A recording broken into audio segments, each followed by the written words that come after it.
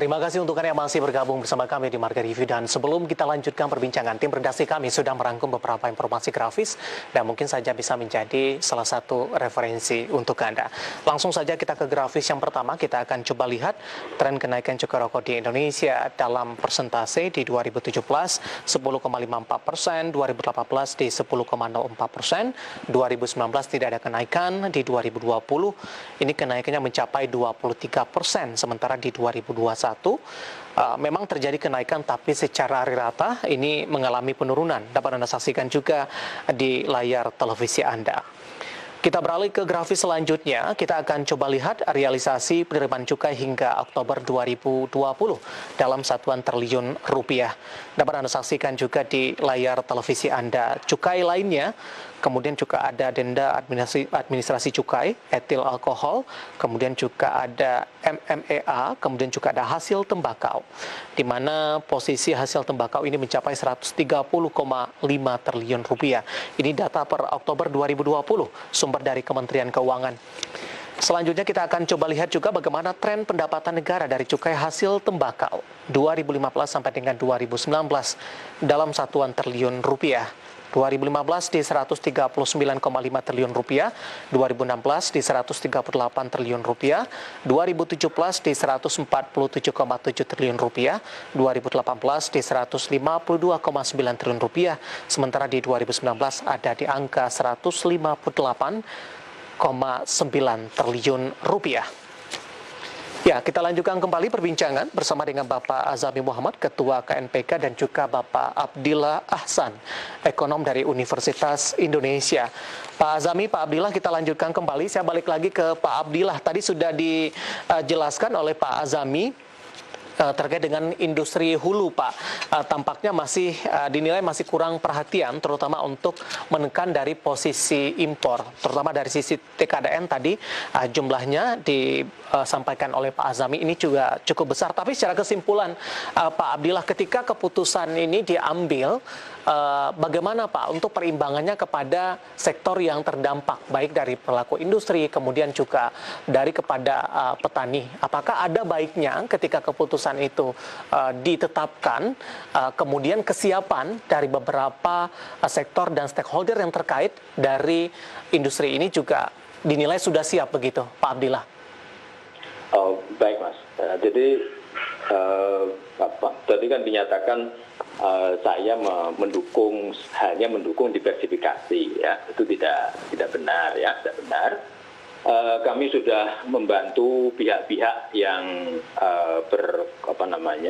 pengambil kebijakan untuk membuat kebijakan solusi bagi petani tembakau maupun pekerja industri rokok, ya.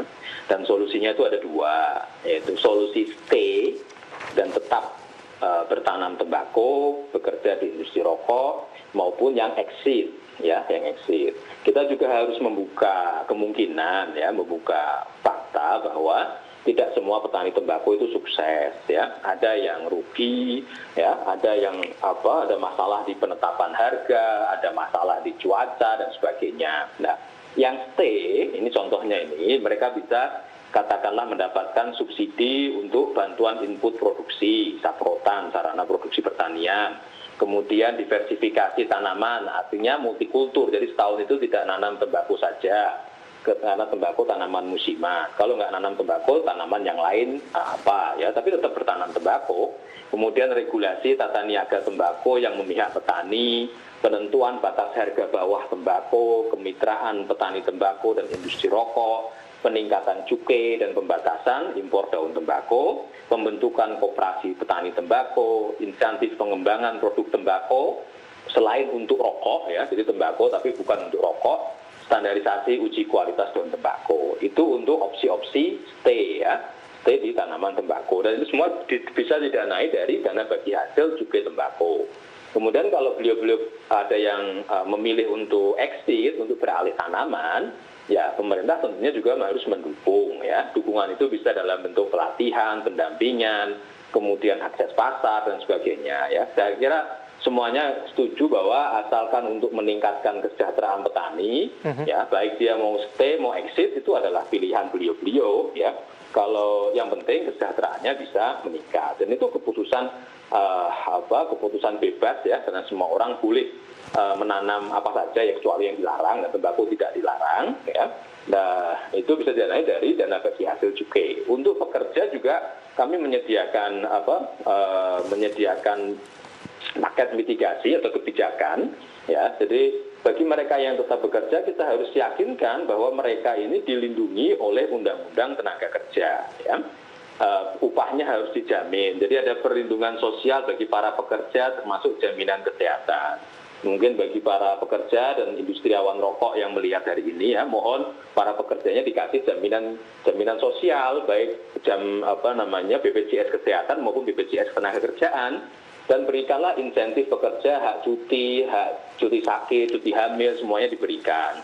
Ada jaminan upah minimum, ya, kemudian peluang untuk mendapatkan pelatihan, permodalan, dan sebagainya. Itu bagi yang ingin stay, ya. Yeah. Tapi bagi yang ingin beralih, ya, pekerjanya ingin mencari pekerjaan yang lain, ya, pemerintah harus menyiapkan, ya, baik pelatihan, keterampilan, pembiayaan. Mungkin kami juga mengusulkan ada startup di daerah-daerah sentra industri rokok, ya, ada startup sendiri, fasilitas kredit dan sebagainya. Dan ini semua kami sampaikan ke pengambil kebijakan, ya.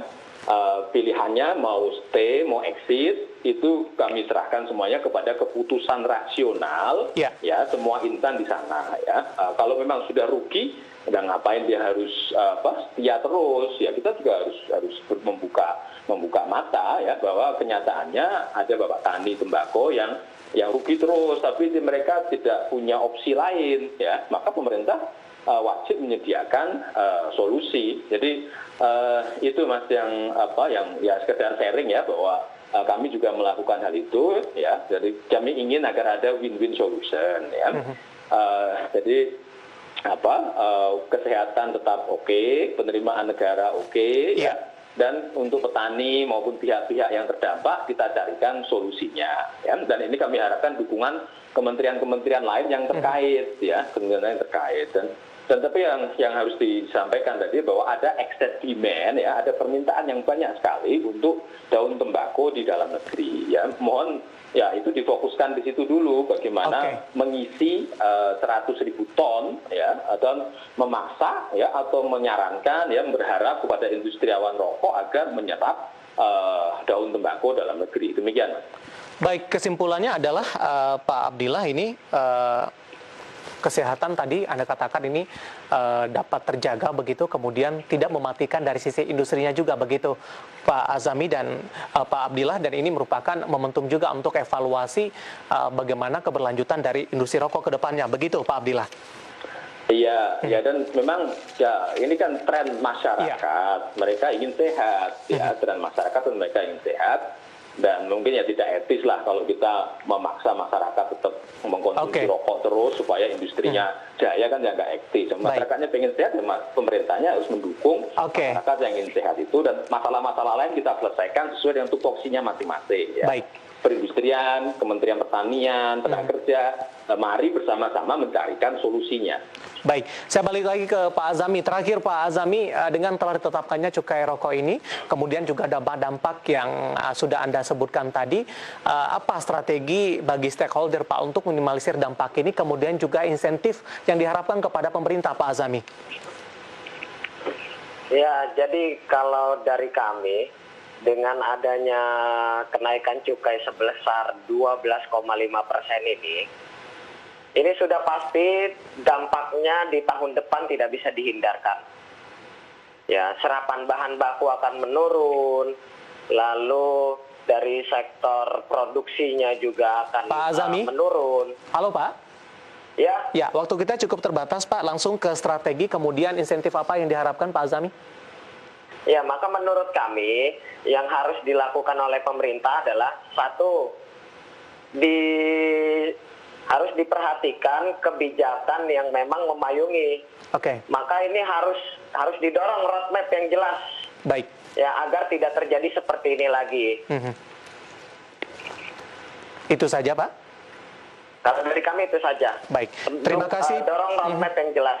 Baik, terima kasih Pak Azami dan Pak Abdillah atas partisipasinya di Market Review kali ini. Kita tidak mencari pembenaran di sini, ini lebih mengupayakan terutama dari sisi kesehatan terjaga dengan baik, kemudian juga dari sisi industri tetap berjalan secara kontinu. Terima kasih Pak Azami, Pak Abdillah, sehat selalu Pak. Dan pemirsa, demikian perbincangan kami bersama dengan Bapak Azami Muhammad, Ketua KNPK, dan juga Bapak Abdillah Ahsan yang merupakan ekonom Universitas Indonesia. Dan tadi kita membahas industri hasil tembakau pasca putusan cukai di 2021, dan tetap di tempat Anda karena setelah ini Market Review akan segera kembali dengan topik yang berbeda.